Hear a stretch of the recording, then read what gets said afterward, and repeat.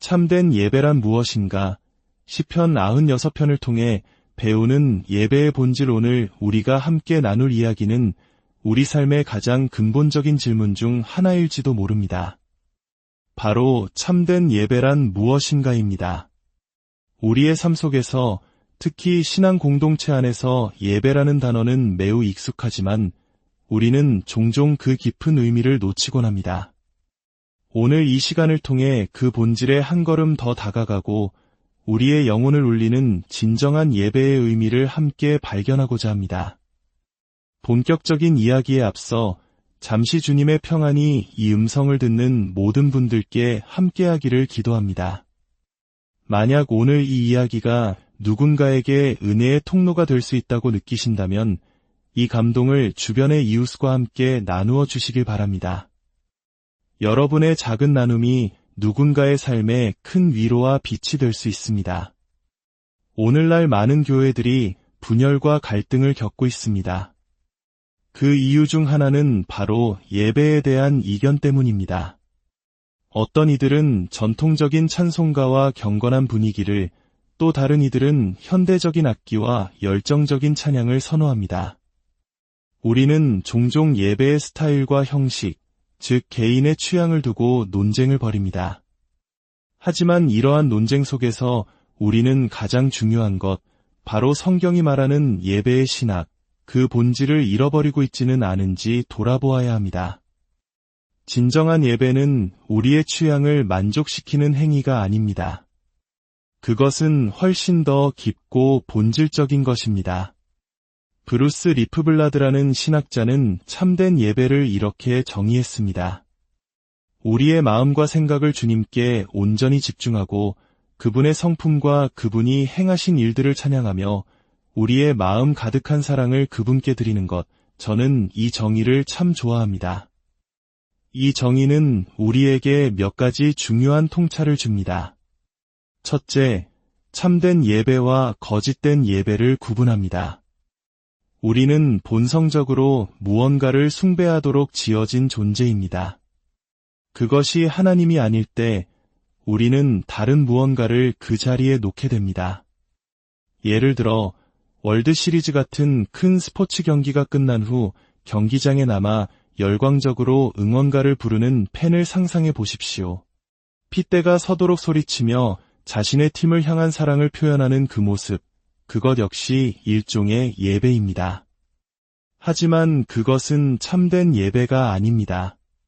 인간은 모두 예배자입니다. 문제는 우리가 무엇을 예배하느냐에 달려 있습니다. 참된 예배는 오직 우리의 창조주이신 하나님께 우리의 생각과 마음을 온전히 드릴 때 일어납니다. 둘째, 이 정의는 생각의 집중과 마음의 사랑을 함께 강조합니다. 현대 예배의 흐름 속에는 종종 우리의 이성을 문밖에 두고 오직 감정에만 충실하려는 경향이 있습니다. 많은 현대 찬양들이 하나님이 객관적으로 어떤 분이신지에 대한 진리보다는 그저 지금 내가 하나님에 대해 어떻게 느끼는지에만 초점을 맞추곤 합니다. 하지만 성경이 말하는 참된 예배는 영과 진리로 드리는 예배입니다.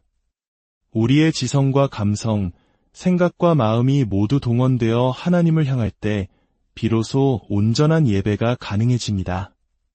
셋째, 우리는 하나님이 어떤 분이신지와 그분이 무엇을 하셨는지를 모두 찬양해야 합니다. 만약 우리가 하나님이 우리를 위해 행하신 일들에 대해서만 찬양한다면 우리는 상황이 좋을 때, 즉 하나님이 내가 원하는 무언가를 해주셨다고 느낄 때만 그분을 예배하게 될 것입니다. 하지만 우리가 그분의 변치 않는 성품, 그분의 존재 자체를 찬양한다면 우리는 삶의 어떤 상황과 환경 속에서도 나의 감정과 상관없이 그분이 본질적으로 찬양받기에 합당하신 분임을 고백하게 됩니다. 하나님은 우리의 감정이나 상황과 무관하게 그 존재 자체로 영광과 찬양을 받으시기에 합당하신 분입니다. 이러한 예배의 본질은 시편 96편에 아름답게 녹아 있습니다. 다 함께 시편 96편의 말씀을 마음으로 들어보시길 바랍니다. 1절은 이렇게 시작합니다. 새 노래로 여호와께 노래하라 온 땅이여 여호와께 노래할지어다. 이 말씀은 우리에게 놀라운 자유를 줍니다. 만약 이 말씀이 없었다면 우리는 수천 년 전에 시편가락에만 묶여 있었을지도 모릅니다. 하나님께서는 각 세대가 그들만의 새로운 노래로 당신을 찬양하기를 원하십니다. 소위 전통 예배와 현대 예배의 논쟁은 사실 무의미할 수 있습니다. 오늘날 우리가 전통이라 부르는 예배 형식도 사실은 1950년대에 정착된 것이고 현대 예배 형식 역시 1970년대 예수운동에서 시작된 또 다른 전통일 뿐입니다. 두 형식 모두 나름의 패턴과 전통을 가지고 있습니다. 중요한 것은 형식이 아니라 하나님께서 지금 이 세대 속에서도 여전히 살아 역사하시며 사람들의 삶을 만지시고 그들로 하여금 새로운 찬양을 터져나오게 하신다는 사실입니다. 우리는 과거의 위대한 신앙 유산을 결코 버려서는 안 됩니다. 우리는 유구한 신앙의 역사 위에 서 있습니다.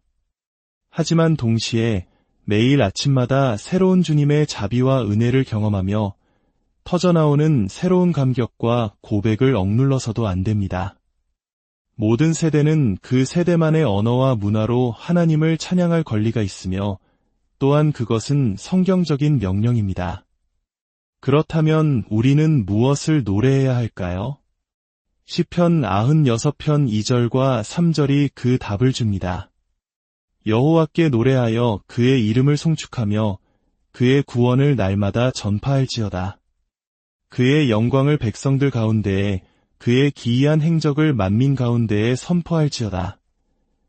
여기서 우리는 예배의 핵심 내용을 발견합니다. 바로 하나님이 누구신지와 그분이 무엇을 하셨는지입니다. 시편 기자는 이 메시지를 반복해서 강조합니다. 4절과 5절에서도 여호와는 위대하시니 지극히 찬양할 것이요 모든 신들보다 경외할 것이며 만국의 모든 신들은 우상들이지만 여호와께서는 하늘을 지으셨음이로다 라고 노래합니다. 하나님은 위대하신 분이며 온 세상의 창조주이십니다. 이것이 바로 우리가 찬양해야 할 객관적인 진리입니다. 그런데 주목할 점이 있습니다. 이 찬양에는 두 종류의 청중이 있다는 것입니다. 첫 번째 청중은 물론 하나님이십니다. 그렇다면 두 번째 청중은 누구일까요? 바로 백성들과 만민, 즉 세상의 모든 민족입니다. 우리의 예배는 단지 우리끼리의 잔치가 아닙니다.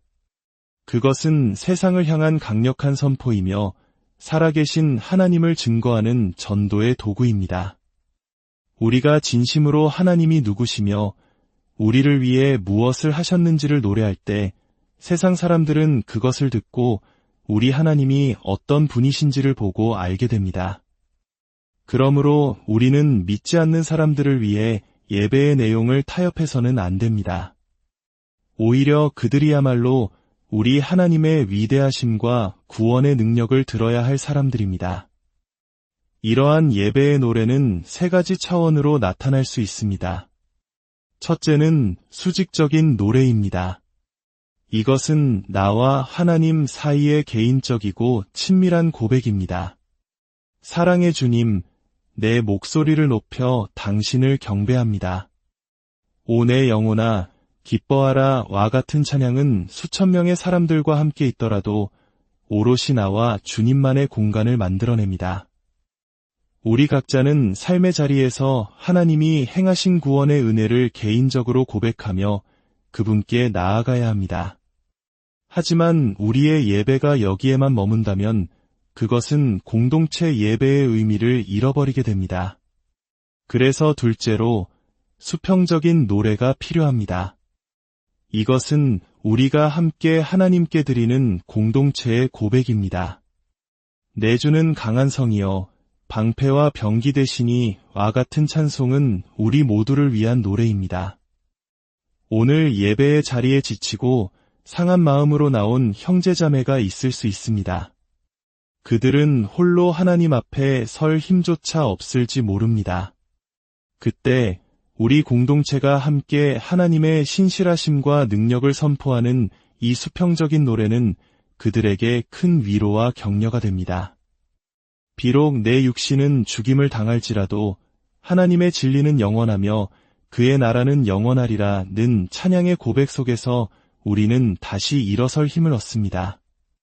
마지막으로 셋째, 초월적인 노래가 있습니다. 이것은 하나님이 누구시며 무엇을 하셨는지에 대한 객관적인 진리를 그저 선포하는 노래입니다. 이 노래는 때로 우리를 대적하는 어둠의 세력을 향한 선포가 되어 그들을 물리칩니다. 또한 아직 예수님을 알지 못하는 다음 세대와 우리 주변의 이웃들에게 하나님의 진리를 들려주는 역할을 합니다. 아이들이 어릴 때부터 이런 초월적인 진리가 담긴 노래를 듣고 자란다면 훗날 그들의 삶에 그 진리가 뿌리내려 놀라운 열매를 맺게 될 것입니다.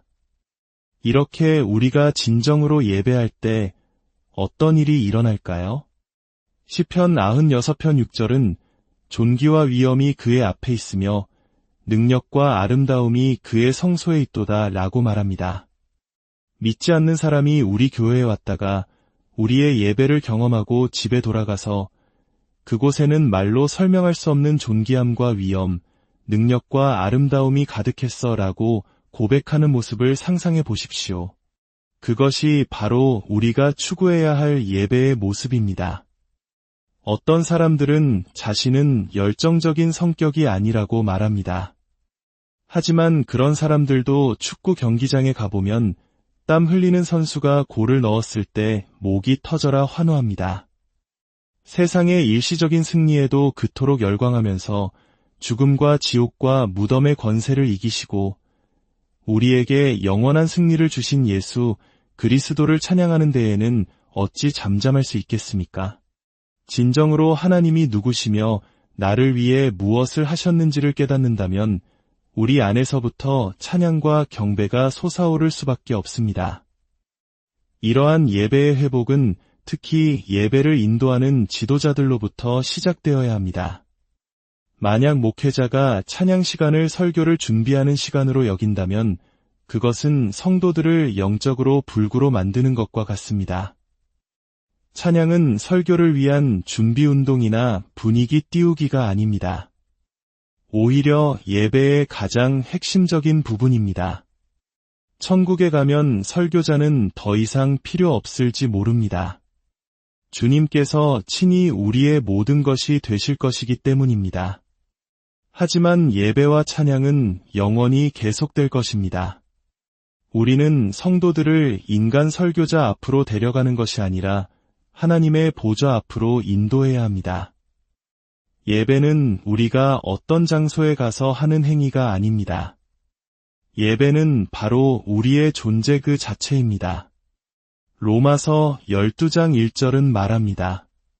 그러므로 형제들아 내가 하나님의 모든 자비하심으로 너희를 권하노니 너희 몸을 하나님이 기뻐하시는 거룩한 산제물로 드리라 이는 너희가 드릴 영적 예배니라. 우리의 삶 전체가 하나님께 드려지는 예배가 되는 것, 그것이 하나님께서 우리에게 원하시는 가장 합리적인 예배입니다.